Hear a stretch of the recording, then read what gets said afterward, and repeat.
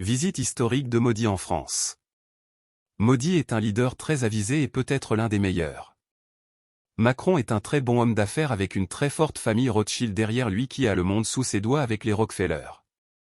La France et Macron ont très bien compris que leur avenir est en Asie et non plus en Occident avec des USA en baisse et un dollar chancelant. Macron a beaucoup appris dans sa bataille contre Erdogan et Turquie que jouer contre la Grèce et les États-Unis était un fiasco total. La France a vu son influence diminuer en Afrique d'où venait son pain et son beurre. L'invasion chinoise puis turque en Afrique a mis la France hors jeu. La France sans ses revenus d'Afrique aurait le même avenir qu'un pays pauvre du tiers-monde. La France a plus besoin de l'Inde que l'Inde n'a besoin de la France. Avec une population de 1,4 milliard d'habitants, l'Inde est un énorme marché comme la Chine. Macron a dû poser le tapis rouge pour Modi afin d'obtenir les contrats de défense qui pourraient relancer l'économie française d'une situation catastrophique après le Covid-19.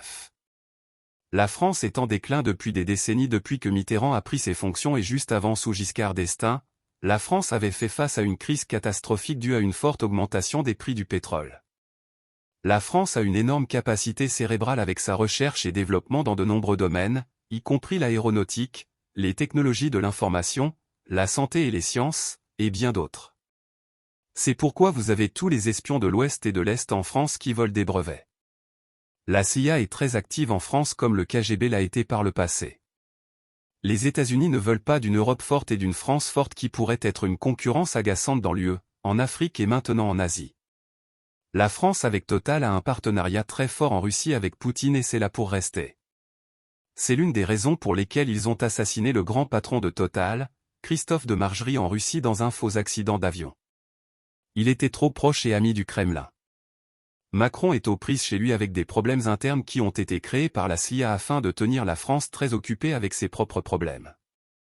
Les services de renseignement français qui coopèrent parfois avec la CIA et le MI6 savent très bien quelles organisations sont à l'origine du mouvement des Gilets jaunes et du dernier soulèvement en France qui a été déclenché par la mort d'un jeune homme d'origine maghrébine. Il est très facile de créer des guerres civiles internes à petite échelle en France grâce à une population française ethniquement africaine très frustrée qui n'a jamais été acceptée comme un véritable citoyen français. Il faut comprendre que la France porte toujours le poids et l'idéologie du colonialisme qui n'a jamais quitté son ADN. La France est l'un des pays les plus racistes au monde comme le Japon et le Royaume-Uni. En France, le racisme et les préjugés sont courants même parmi les Français de souche. Par exemple, le Parisien n'aime personne. Du nord au sud de la France, vous avez tellement d'accents et de préférences de vie différents.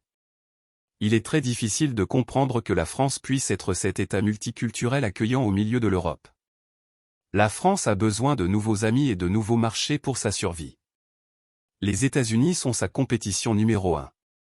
Le Royaume-Uni a été placé dans l'UE en tant que cheval de Troie afin de le contrôler et de l'endommager. Cette stratégie a fonctionné, mais elle a également nui à l'économie du Royaume-Uni.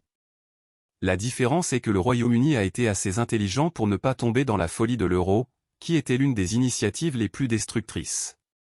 L'UE a été créée par des dirigeants mégalomanes comme Giscard d'Estaing, Mitterrand, Helmut Schmidt et Helmut Kohl. Ils voulaient tous leur nom dans l'histoire. Ils pensaient que grâce à l'UE, ils pourraient lutter contre les États-Unis avec les accords du GATT. En fin de compte, les États-Unis ont gagné en rendant l'euro trop puissant, ce qui a fait perdre à l'UE son avantage concurrentiel par rapport aux produits américains.